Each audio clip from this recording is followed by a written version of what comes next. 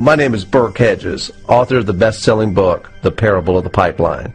I open my book with a story about Pablo and Bruno, who take two very different paths in their quest for financial independence. What you're about to see is the delightful animated story of their adventure.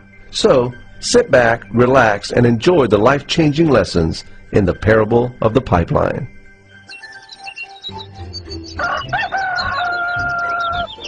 Far away, in a small village, near a beautiful valley, lived two friends, Pablo and Bruno. They were both young and dreamed of a better life for themselves. They'd often discussed their dreams about how they would become the most successful men in the village.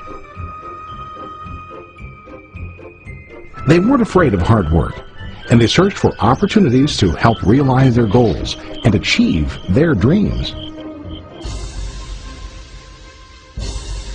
One day, an opportunity presented itself.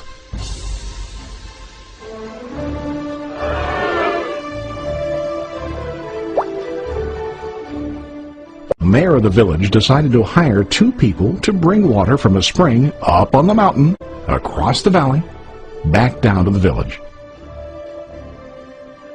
They were to be paid based on the amount of water delivered to the village.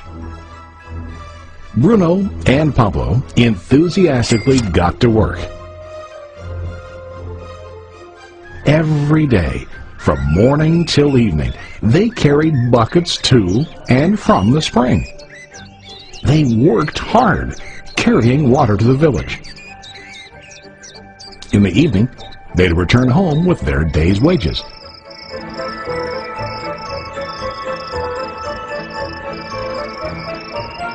Bruno was satisfied with his work and the money he earned. He was sure that with this work he could achieve his dreams. Bruno thought that to increase his wages he could use bigger buckets to bring more water each trip. He believed with a larger income he would soon be able to buy a cow and the house that he dreamed about.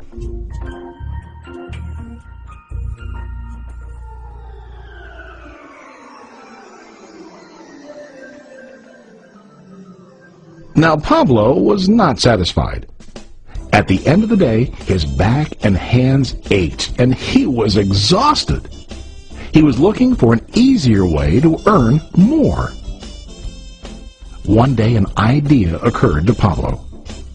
He imagined building a pipeline to deliver the water from the mountain spring to the village. With this pipeline, he could get more water to the village without carrying buckets back and forth from the spring to the village. Soon, he got very excited about his idea and began to plan.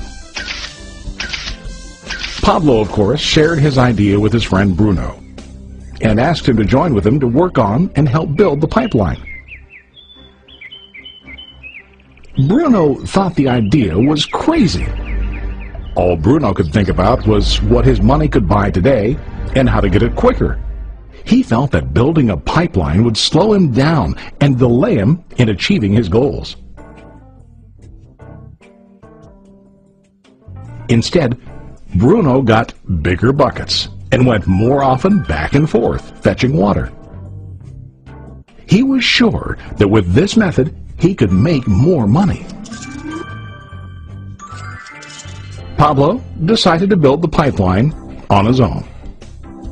He understood that it would not be easy to build, and it would take time to complete the pipeline.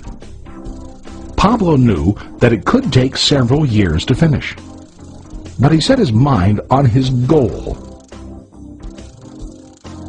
Every day he worked and carried water like before. But on weekends and during his spare time, he worked hard to dig in the rocky soil and build his pipeline. In the first month, there was little to show for his work.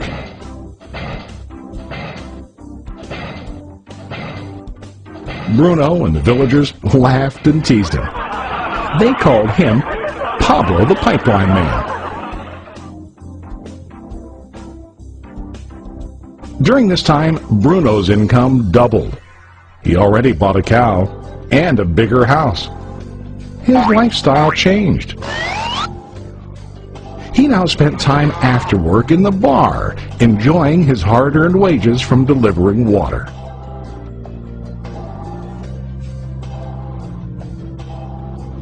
What Bruno didn't realize was that his body was starting to stoop from carrying heavy buckets every day.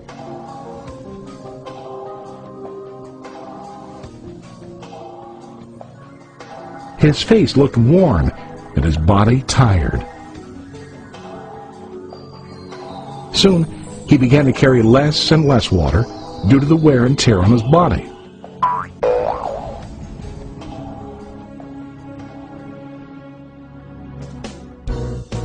Month after month, Pablo worked. Soon a year passed, and then a second year. Finally, Pablo finished his pipeline. He now used his pipeline to deliver water to the village instead of carrying buckets. Pablo was now earning more money than ever before. The water continued flowing to the village, while Pablo wasn't working. While he slept and ate, the water flowed. Pablo was happy and proud of his insight, persistence, and hard work.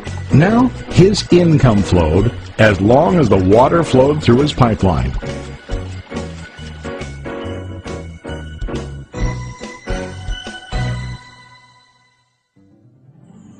The story of Bruno and Pablo is a reflection of life. Their jobs symbolize what most people do to earn money. Bruno gets his money using buckets. He goes back and forth, carrying his buckets from the spring to the village in exchange for money. To increase his income, he either has to go more frequently to the spring or to use larger buckets. It's common in real life to increase our income by working harder. For example, working overtime or getting a second job.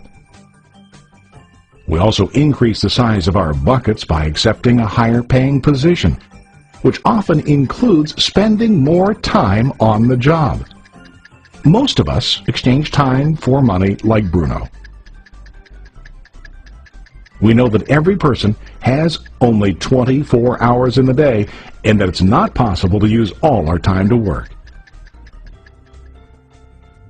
The most difficult time comes when we can no longer exchange time for money due to age, health, or other reasons. Then, our income stops. Now let's review what Pablo did. Very wisely, Pablo did not exchange all of his time for limited income, but he used some of his time to build a pipeline. He knew that the pipeline would bring ongoing income as long as the water flowed. An ongoing income that multiplied the time he worked each day. Pablo knew that someday, maybe because of age or health, he would no longer be able to exchange his available time for money. Pablo knew that if he could make his idea of a pipeline work, then he only has to do the hard work of building the pipeline. After the pipeline was completed, Pablo was able to monitor and maintain the flow of water to ensure that his income will continue. Pablo has shown us that to earn an income, we don't always have to directly exchange time for money.